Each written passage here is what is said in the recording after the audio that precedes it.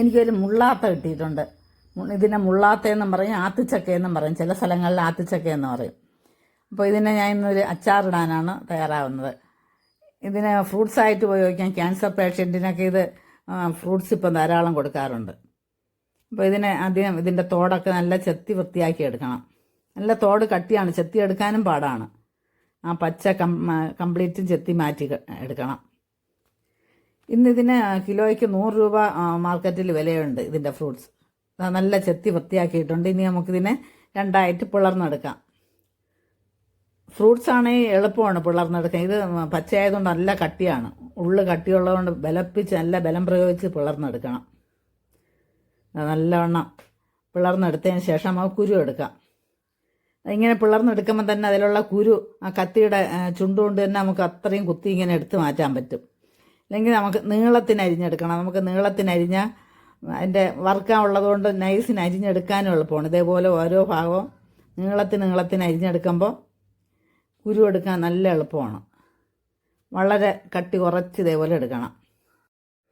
അരിഞ്ഞു വെച്ച ചെറിയ പീസിലേക്ക് 2 ടേബിൾ സ്പൂൺ മുളക് പൊടി, 2 ടേബിൾ സ്പൂൺ ഉപ്പ്, 1/2 സ്പൂൺ കായപ്പൊടി ഇതെല്ലാം കൂടി ചേർത്ത് നല്ലവണ്ണം തിരുമ്മി പിടിപ്പിച്ച് ഒരു പാത്രത്തിലാക്കി ഒരു 2 മണിക്കൂറെങ്കിലും റെസ്റ്റ് ചെയ്യാൻ വയ്ക്കണം. ഒരു ദിവസം മുന്നേ ഉപ്പും മുളക് പൊടി കായം ഇതെല്ലാം ചേർത്ത് നല്ലവണ്ണം തിരുമ്മി പിടിപ്പിച്ച് വെച്ചിരുന്ന മുള്ളാത്തയാണ്. ആത്തിച്ചങ്ക ചെറുതായിട്ട് അരിഞ്ഞതാണ്. ഇനി അതിനെ അത്രയും എണ്ണയിൽ വറുത്ത് പോരണം. ഒരു 150 ഗ്രാം നല്ലെണ്ണ എടുത്തിട്ടുണ്ട്. അതൊഴിച്ച് ഇതിലേക്ക് അത്രയും വറുത്ത് കോരിയെടുക്കാം.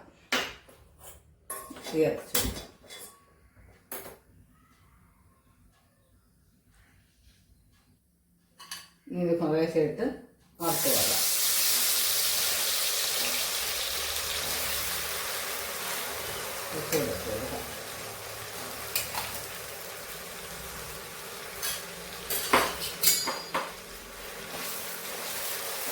കംപ്ലീറ്റ് എണ്ണയിൽ കിടന്ന് തന്നെ നല്ല മൊരിഞ്ഞ് വരണം.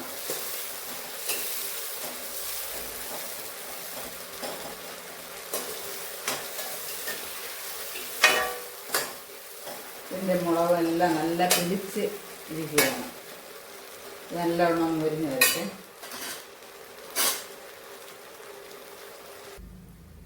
ഇതൊരുവിധം മൂത്തിട്ടുണ്ട്. നല്ല മൊരുവരുന്ന ചിപ്സ് പോലെ ആവണ്ട, ഒരു 3/4 ഭാഗം മൂത്താൽ മതി. ഇതേപോലെ ആയിട്ടുണ്ട്. ഇത് കോരിയതിന് ശേഷം അടുത്തതിടാം.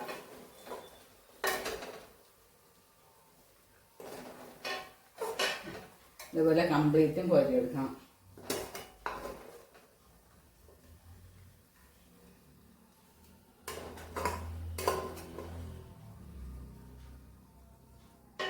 ഇനി അടുത്തത് ഇത് ഇട്ട് കൊടുക്കാം.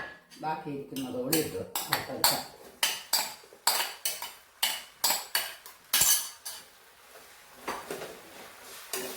ഫ്ലെയിം കൂട്ടി വെച്ച് ഇതുകൂടെ കിടന്ന് നല്ലവണ്ണം മൂത്ത് കഴിഞ്ഞു. ഇത് നല്ലവണ്ണം ഭാഗമായിട്ടുണ്ട്. ഇനി ഇതുകൂടി വറുത്ത് പോരാം.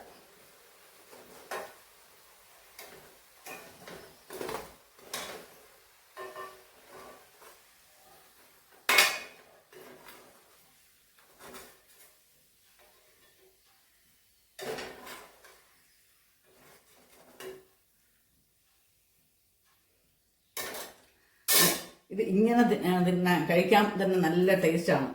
ഇതിങ്ങനെ ഓരോന്നായിട്ടെടുത്ത് കഴിക്കാൻ നല്ല ടേസ്റ്റാണ്. എന്ത് മണമാണെന്നോ അത്. വെന്ത് വന്നപ്പോൾ തന്നെ നല്ല മണമാണത്. അച്ചാറ് ഉണ്ടാക്കി വന്നാൽ അതിനേക്കാൾ സൂപ്പറാണ്. ബാക്കി വെളുത്തുള്ളി ഇഞ്ചി എല്ലാം റെഡിയാക്കട്ടെ. ഇതിൻ്റെ ആവശ്യത്തിന് വേണ്ടി ഞാൻ 100 ഗ്രാം ഇഞ്ചി നല്ല തോട് കളഞ്ഞ് വൃത്തിയാക്കി വെച്ചിട്ടുണ്ട്.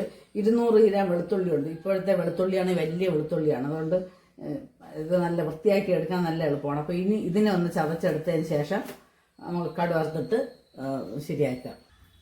അപ്പോൾ ആ ബാക്കി വന്ന എണ്ണയിൽ തന്നെ നമുക്ക് കടുക് താളിക്കാം. അല്പം കടുകിട്ട് അതിലേക്ക് 1-2 വറ്റൽ മുളക് ഇട്ട് കൊടുക്കാം.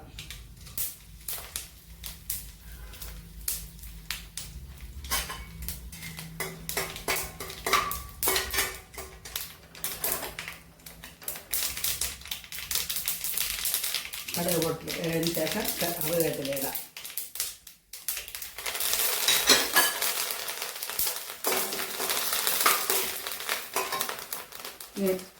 തീ ഓഫാക്കിയിട്ട് ചെയ്താലും മതി, ഇല്ലെങ്കിൽ കരിഞ്ഞു പോകും. അതിലേക്ക് ആവശ്യത്തിന് 100 ഗ്രാം മുളക് പൊടി ഇട്ട് കൊടുക്കണം.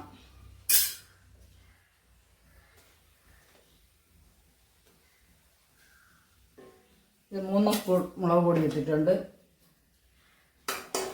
നേരത്തെ ഇതിൽ തന്നെ മുളക് പൊടി ഇട്ട് നല്ലവണ്ണം തിരുമ്മി പിടിപ്പിച്ചതാണ്. അതുകൊണ്ട് മുളക് പൊടി ഒന്ന് ചൂടായതിന് ശേഷം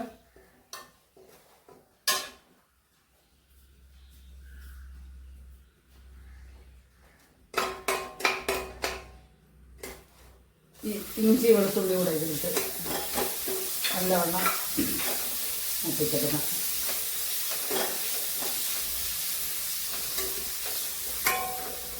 ഇത്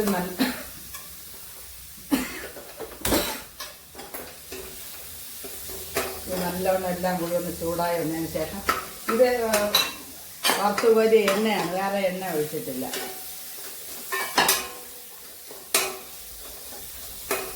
ഇനി ഇതിലേക്ക് നമുക്ക് ഒരല്പം തിളപ്പിച്ചാറിയ വെള്ളം വേണമെങ്കിൽ ഒഴിച്ചിട്ട് ഇത് ഒഴിക്കാം.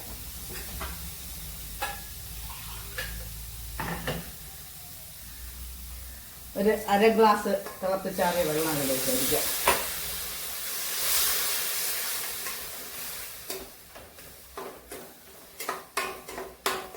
ഇത് എല്ലാവരും നല്ലവണ്ണം ഒന്ന് വെന്ത് വരട്ടെ.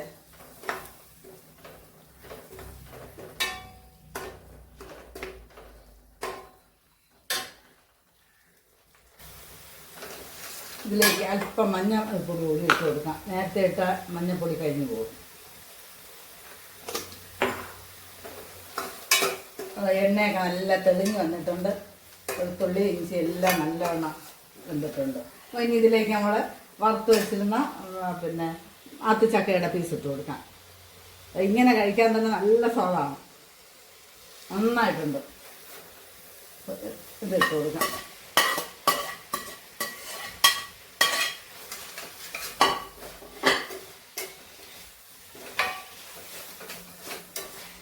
ഇനി 2 മിനിറ്റ് ഫ്ലെയിം കുറച്ച് വെച്ച് കറക്കിയെടുക്കാം. ഇനി ഇതിലേക്ക് ആവശ്യത്തിന് കുറച്ച് വിനാഗിരി ഒഴിച്ചു കൊടുക്കാം. ഇതിനൊരു 2 സ്പൂൺ വിനാഗിരി ഒഴിച്ചു കൊടുക്കാം.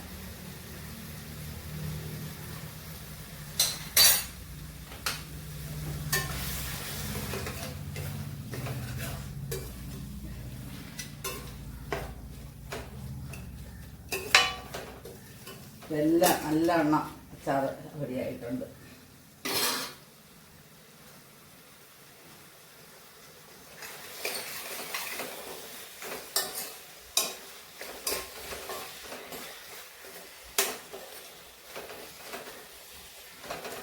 ഇനി ഇത് വേണമെങ്കിൽ ഒരല്പം ഇതൊരു ബാലൻസ് ചെയ്യാൻ, ഉപ്പും പുളിയും എല്ലാം ബാലൻസ് ചെയ്യാൻ വേണ്ടി ഒരു 1/2 സ്പൂൺ പഞ്ചസാര വേണമെങ്കിൽ ഇട്ട് കൊടുക്കാം, അല്ലെങ്കിൽ ശർക്കര ഇട്ട് കൊടുക്കാം.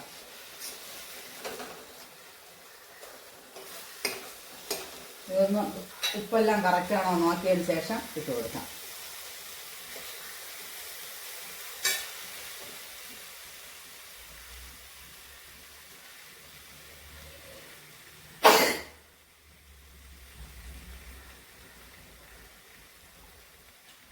എല്ലാം കറക്റ്റാണ്. ഇനി ഒരല്പം പഞ്ചസാര കൂടെ ഇട്ട് കൊടുക്കാം. ഇത് ഈ സ്പൂണിനൊരു 1/2 സ്പൂൺ പഞ്ചസാര ഒന്ന് ബാലൻസ് ചെയ്യാൻ വേണ്ടി മാത്രം.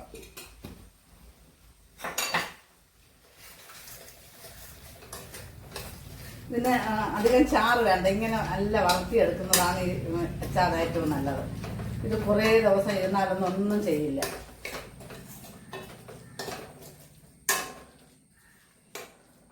ഇപ്പം ആത്തിച്ചക്ക അച്ചാർ റെഡി ആയിട്ടുണ്ട്. എൻ്റെ വീഡിയോ ഇഷ്ടപ്പെട്ടെങ്കിൽ എല്ലാവരും ലൈക്ക് ചെയ്യണം, ഷെയർ ചെയ്യണം, സബ്സ്ക്രൈബ് ചെയ്യണം. അപ്പോൾ വീണ്ടും ഞാൻ അടുത്ത നാളൊരു വീഡിയോ ആയിട്ട് നമുക്ക് നാളെ കാണാം. Bye bye.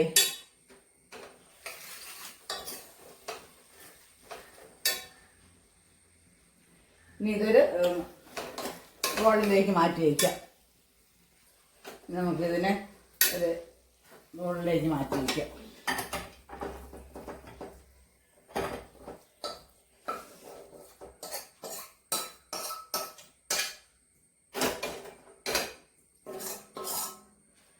സാധാരണ എല്ലാവരും മാങ്ങ, നാരങ്ങ, നെല്ലിക്ക ഇതൊക്കെയാണ് അച്ചാർ ഉണ്ടാക്കാറുള്ളത്. ഈ ആത്തിച്ചക്ക അങ്ങനെ അച്ചാർ ഉണ്ടാക്കണ അപൂർവമാണ്. പക്ഷെ ഇതാരെങ്കിലും ഒരു പ്രാവശ്യമെങ്കിലും ഉണ്ടാക്കി നോക്കിയാൽ ഇത് പിന്നെ കിട്ടിയാൽ ഫ്രൂട്ട്സായിട്ട് കഴിക്കില്ല, ഇങ്ങനെ തന്നെ കഴിക്കും.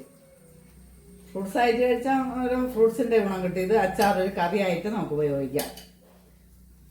ശരി.